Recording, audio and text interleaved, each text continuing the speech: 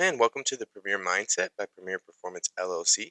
I'm your host, Trent Mailer, LCSW, licensed clinical therapist and performance coach, and this is episode 58. There's a moment every leader misses. It doesn't happen when things blow up. It doesn't happen when someone quits. It doesn't even happen when performance drops. It happens earlier, quieter, more dangerous. It's the moment your team stops telling you the truth. And most leaders never see it coming. Because on the surface, everything looks fine. Deadlines are being met, meetings are still happening, people are still nodding when you speak. But underneath that surface, something has already shifted. Trust has started to break. And once that happens, performance doesn't collapse overnight. It erodes slowly, quietly, and expensively. Quick note before we dive in, this podcast is for education and performance growth. It's not a replacement for therapy or medical treatment. If there is something you need, make sure you go and get it. On top of that, our social media accounts are all linked in the episode description, so get involved, follow along there, get into those communities as we continue to build them up. Now let's get into it. Let me put you in a real scenario. You're leading a high-performing team, strong people, smart operators. You've built something solid. You walk into a meeting to make a key decision. Tight timeline, real stakes. You lay out your plan, you explain the direction, you ask if anyone has any concerns. Silence. A couple nods. Someone says, yeah, that makes sense. You move forward. On paper, that looks like alignment. In reality, it might be the exact moment trust started to break. Because what you didn't see was what didn't get said. One person saw a major risk but didn't speak. Another disagreed but didn't want to challenge you. Someone else thought the plan lacked clarity but assumed it wasn't worth bringing up. They didn't push back, not because they agreed, because they didn't trust the environment enough to be honest. That's the hidden problem. Trust breakdown doesn't show up as conflict, it shows up as filtered communication. And filtered communication kills performance faster than almost anything else in leadership. Now here's where it gets uncomfortable. Most leaders think trust is about being respected, being liked, or being a good leader. It's not. Trust at a performance level is about one thing. Do people feel safe enough and confident enough to tell you the truth when it matters? If the answer is no, your team is operating with incomplete information.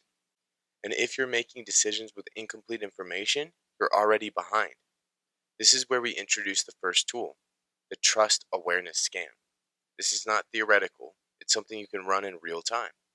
Think about your last 3 important conversations with your team. Not the surface level ones, the ones where stakes were real. Ask yourself this: did people challenge you? Did they bring up risks without hesitation? Did they disagree openly? Or did the conversation feel just clean? Too clean, maybe. Because clean conversations in high stakes environments are usually a red flag. It means something is being held back. That's your first signal. Trust is not measured by how smooth things feel. It's measured by how much truth is actually being exchanged. Now let's go one layer deeper. There's a pattern I see constantly with high-performing leaders.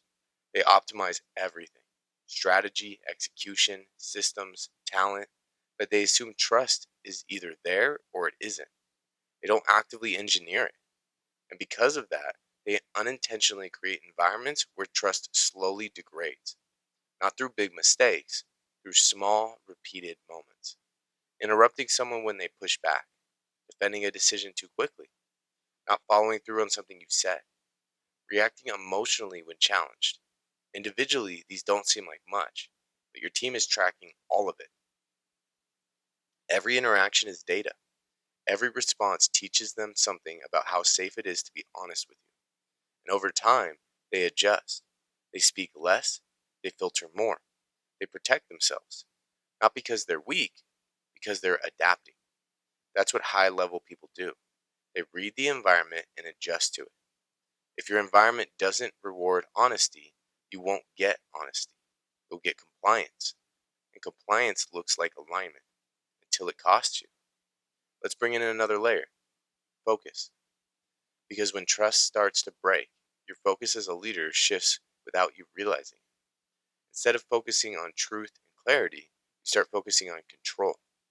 Control of the message, control of the direction, control of how things are perceived. And that's where the second tool comes in, an adaptation of what we talked about before, the focus calibration drill, but now in a trust context. In any high stakes conversation, you anchor your focus to three things. What truth do I need to hear right now? Where could I be wrong? What is not being said? That last one is critical.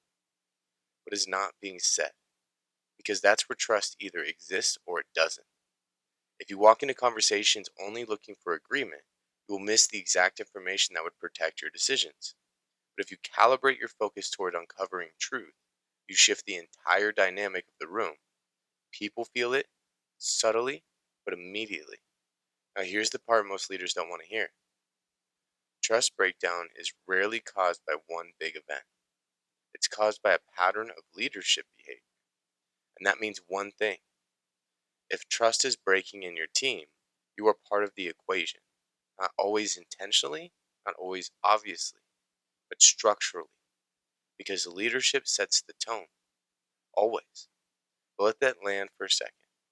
If your team hesitates to speak up, that's not just a team issue, it's a leadership signal.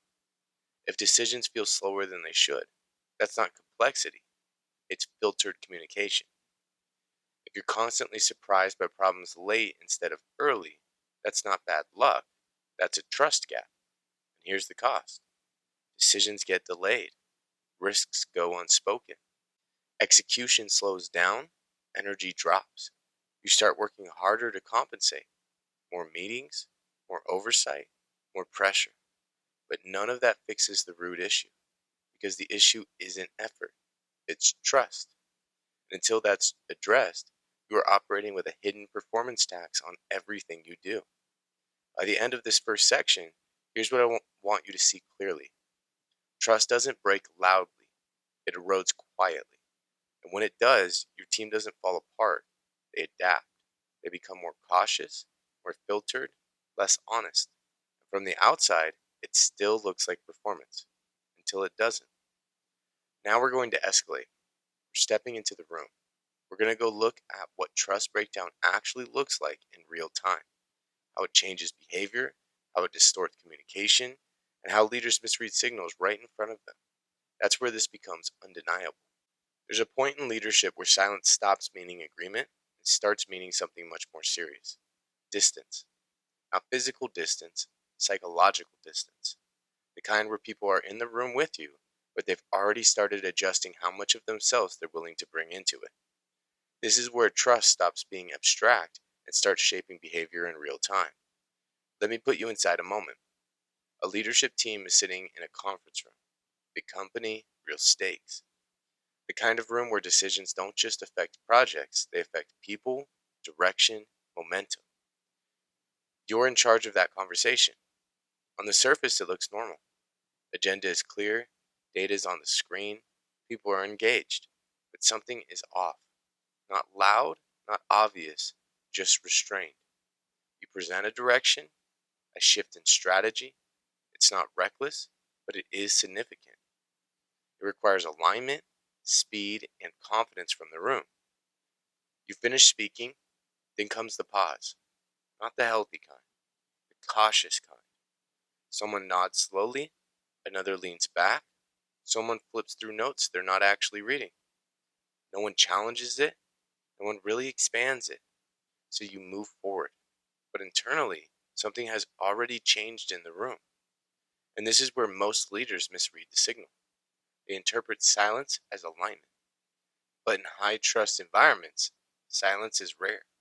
People challenge, they probe, they pressure test ideas because they trust the system can handle it. When trust drops, that behavior disappears. And what replaces it is something much more dangerous: managed participation. People contribute just enough to avoid friction, but not enough to introduce the truth. Now, here's what trust breakdown starts to hit: identity level consequences. Because when people stop speaking openly, the leader doesn't just lose information, they lose calibration. You start making decisions based on incomplete emotional and strategic data. And because no one is correcting you in real time, you assume clarity where there is hesitation. This is where performance quietly begins to drift, not because the strategy is wrong, because the feedback loop is broken. Now, inside the same room, there's a moment most leaders miss entirely. A junior leader starts to speak, then stops halfway through a thought. They glance at you before continuing. That glance is the entire story. It's not uncertainty about the idea, it's uncertainty about the reaction. And that is the first visible crack in trust at the identity level. This is where we bring in the first escalation tool, perception gap correction. Because what you think you're communicating as a leader is almost never identical to what is being experienced in the room. You might think we're aligned, but your team might be thinking we're not sure it's safe to fully disagree. You might think this is a collaborative environment, but they may be experiencing that this environment is where speed matters more than depth. The gap between those two realities is where trust quietly degrades. And most leaders never measure it, they measure outcomes instead. Deadlines hit or missed, revenue up or down, execution speed. But trust doesn't show up directly in those metrics until it's already been compromised for a long time. Now let's stay in the room because something else is happening underneath the silence. People are starting to build internal narratives about you, not consciously, automatically. This is where we introduce another tool, the internal narrative check. Because every leader has a version of themselves they believe they are projecting, but every team is building a separate interpretation based on repeated micro interactions. In this room, those narratives start forming in real time. He doesn't really want pushback. He's already decided. Better to wait and see how this plays out. This isn't the moment to challenge. None of these are spoken, but they are operational. And once those narratives form, they shape behavior faster than any formal direction you give. This is where things begin to shift in a way most leaders don't notice until it's too late. The conversation ends, everyone agrees on next steps. You leave thinking alignment was achieved, but what actually happened was something different. Agreement was performed, not earned, not tested, performed. And that distinction is everything because performance based agreement leads to execution with hesitation baked in. Deadlines are still hit, but creativity drops. Speed exists, but initiative shrinks. Compliance increases, but ownership decreases. And from the outside, it still looks like a functioning team. But internally, something critical has shifted. People are no longer fully invested in challenging outcomes. They're invested in avoiding friction. Now, here's the emotional peak most leaders eventually hit, but often too late. You start noticing things after the fact. Problems surface later than they should. You hear secondhand concerns instead of direct ones. You realize decisions you thought were clear were interpreted differently across the team. And the uncomfortable realization starts forming. It's not that they don't understand me, it's that they've stopped fully engaging with me. That moment changes how you see leadership because it forces a recognition that trust is not just about intent, it's about felt safety and interaction. And when that breaks, everything downstream becomes distorted. Now, before we escalate further, notice something important happening in this moment of the episode. We are no longer talking about theory, we are inside behavior, inside micro signals, inside the real mechanics of leadership interaction. And this is where we will go deeper. Because what you're seeing in that room isn't just a communication issue, it's a system level response to psychological safety, leadership consistency, and perceived risk. And once you understand that system, you can start repairing it at the root instead of reacting to symptoms. That's where we're going next. What most leaders miss is this: trust doesn't break first in behavior, it breaks in the nervous system of the team. Before someone stops challenging you, before they stop giving you full input, before they start filtering what they say, their system has already shifted. They've moved from engagement to caution, from openness to self protection. And that shift is not philosophical, it's biological. When trust is high, people operate in what you could call an expanded performance state. They take risks with ideas, they challenge assumptions, They speak early, not late. But when trust drops, the system changes. The brain stops prioritizing contribution and starts prioritizing safety. Not physical safety, social safety. Will I be judged? Will this land wrong? Is it worth speaking up? And once those questions become active in the background, performance changes immediately. Even if nothing is said out loud, even if the leader hasn't changed their intent. Now layer this into a real organization. A team under trust pressure doesn't collapse in obvious ways. It fragments in small ones. Decisions take longer because people hesitate before committing. Ideas get softened before they're shared. Feedback gets delayed until it's safer to deliver. And the leader interprets all of it incorrectly. They think they're being careful. They're aligning before speaking. They're just processing. But what's actually happening is far more costly. The system is slowing itself down to avoid risk. Now, here's where we bring in the structural layer. Trust doesn't just influence communication, it creates performance loops. And most of these loops are invisible until they compound. Here's how it works: a leader makes a decision without full input.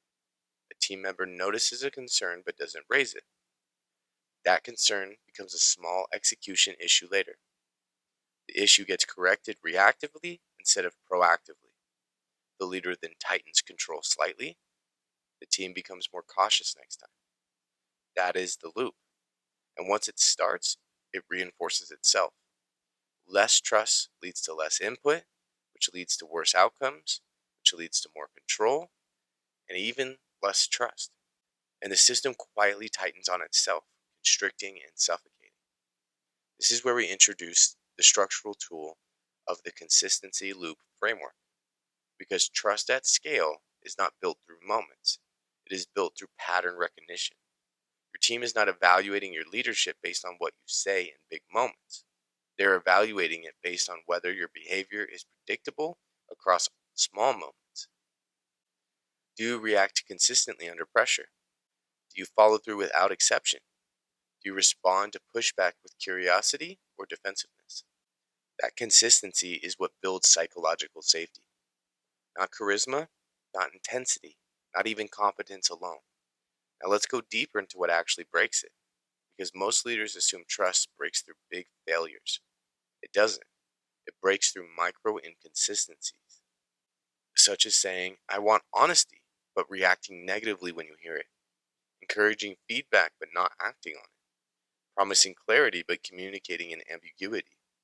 Each one seems small, but the nervous system of a team is constantly tracking them, and it updates its model of you in real time. That brings in another tool: the micro integrity rebuild. This is where trust is actually repaired or destroyed at the smallest levels. Not in speeches, not in resets, in micro moments. You say you'll follow up.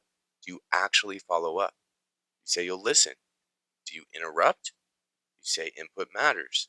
Do decisions reflect input? Every alignment between word and behavior deposits trust. Every mismatch withdraws it. And over time, those deposits and withdrawals determine the entire relational system. Now let's bring in the trust repair sequence. Because once trust is damaged, most leaders either ignore it or overcorrect. Both are mistakes. Repair is not emotional, it is structural. First, acknowledge the gap without defensiveness. Second, reestablish behavioral consistency immediately. Third, invite truth earlier than comfortable. Fourth, sustain repetition long enough for the system to update. Not once, repeatedly, until the environment stops predicting inconsistency and starts predicting reliability. Now I want to ground this in something real. There was a period in my work where I had to recalibrate how I was showing up in high stakes environments. Nothing dramatic happened. No breakdowns, no confrontation. But I started noticing something subtle. People were waiting longer before responding to me. Not resisting, not rejecting, just waiting. That pause told me everything. It meant people were processing how safe it was to be fully direct, and that was on me, not them. So I made a shift, not in messaging and behavior. Slower reactions and conversations, less interruption, more direct acknowledgement of input, even when I disagree. And most importantly, consistency and follow through at a level that left no ambiguity. Over time, the pause disappeared, not because people were told to trust more, but because the system updated through repeated experience. That's the part most leaders miss. Trust is not convinced. It is experienced repeatedly until becomes automatic. Now notice something important. Everything we've discussed in this section is invisible to most leadership dashboards. You won't see it in metrics, you won't see it in reports, but you will feel it in execution speed, communication quality, and decision clarity. And if you don't address it, it compounds silently until performance feels harder than it should be, not because the team is weaker, but because the system is heavier. Now we transition, because once you understand the system, the next question becomes unavoidable. What does it look like to rebuild this in real time inside leadership behavior itself? That's where we go next. There's a moment in leadership where theory stops mattering and behavior becomes the only language the system listens to. This is where most leaders get stuck. They understand trust conceptually, they can even articulate it clearly, but in the moment, under pressure, they default back to old patterns: speed over clarity, control over openness, defense over curiosity. So let's bring this into something usable, not abstract, not theoretical. Real time leadership behavior. Start here.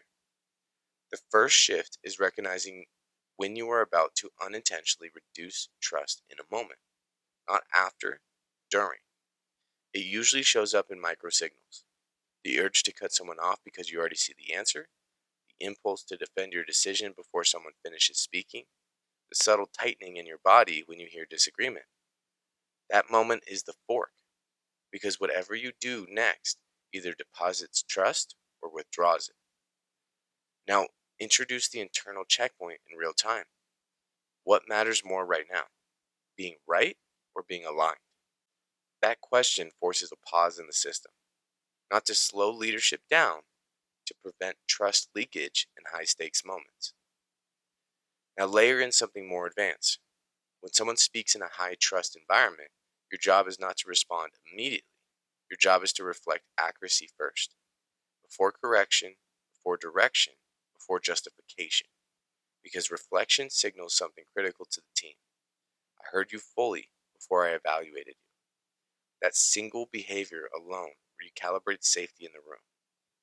Now let's connect this to repair, because most leaders wait too long to repair trust moments.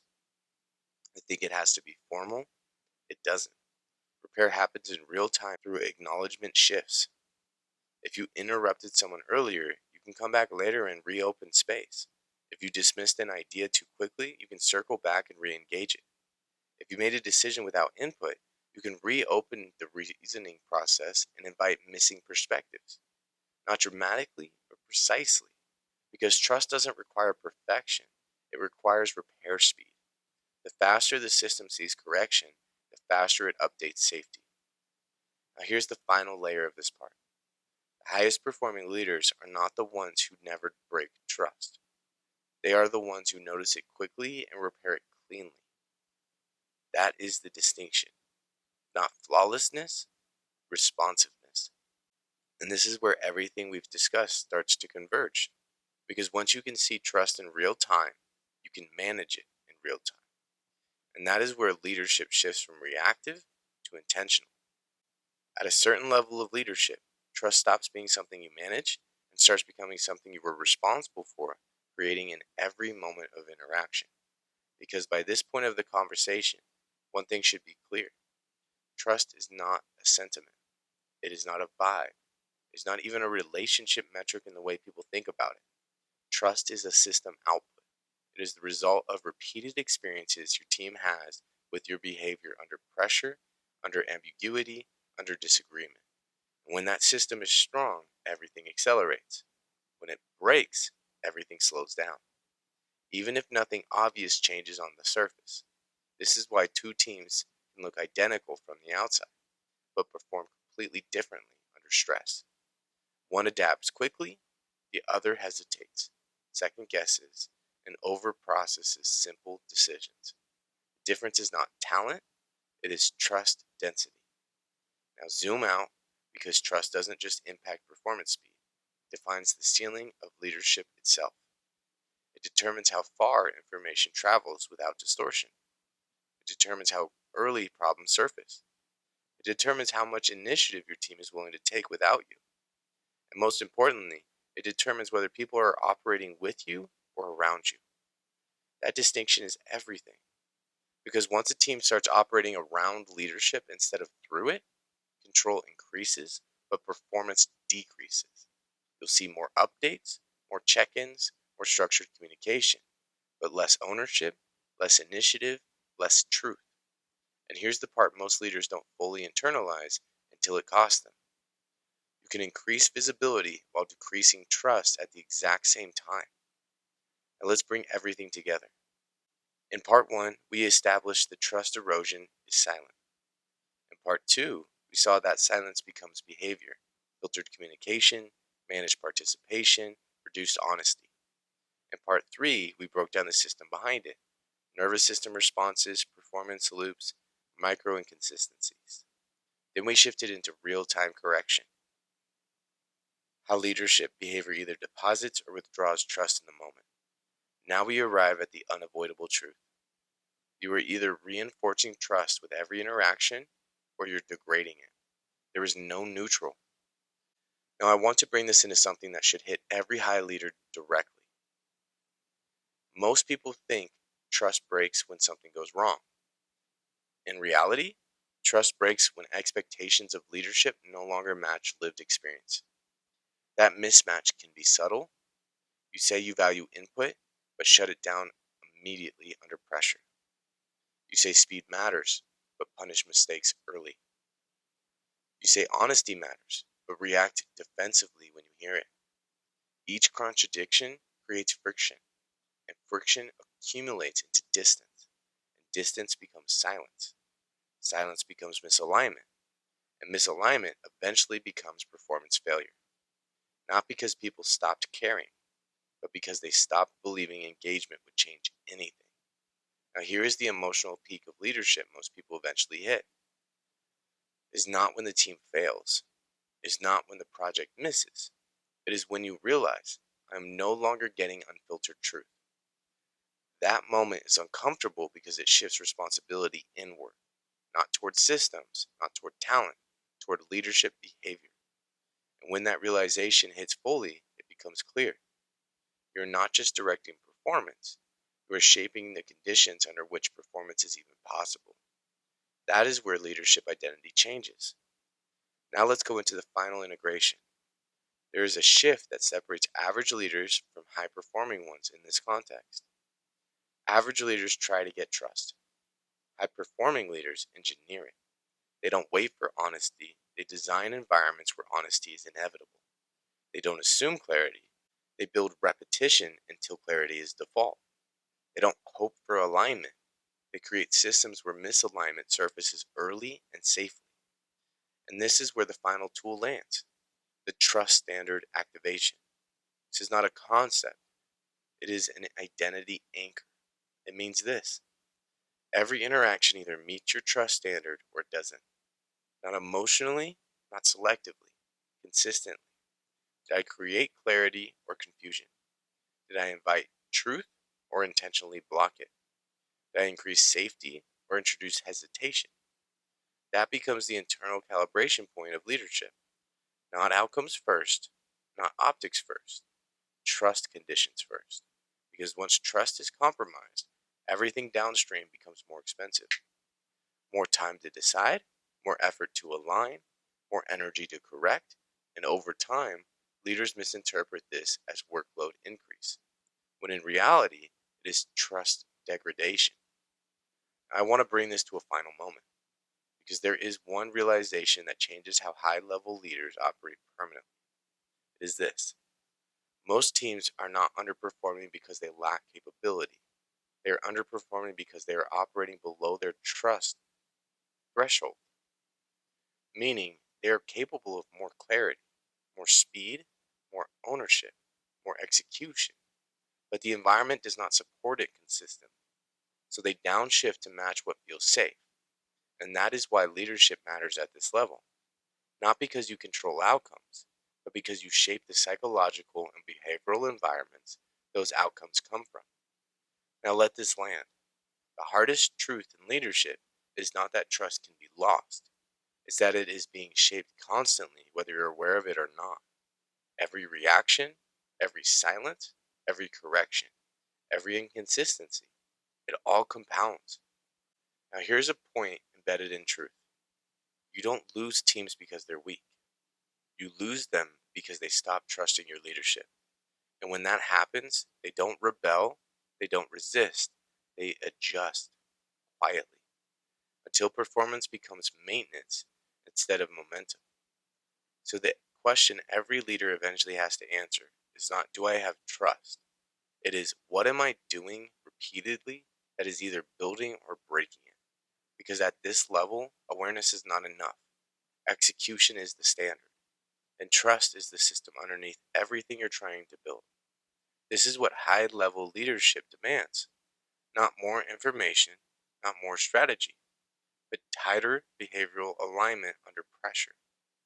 If you're serious about performance, trust cannot be something you assume you have. It has to be something you actively engineer. That's what we do inside Premier Performance. We don't talk about leadership at a surface level. We refine the systems underneath how you think, decide, communicate, and lead, so your performance is not left to chance when pressure increases. Because at the highest level, your outcomes are not just a reflection of effort, they are a reflection of trust quality inside your system. And that's either being built or it's being eroded every day.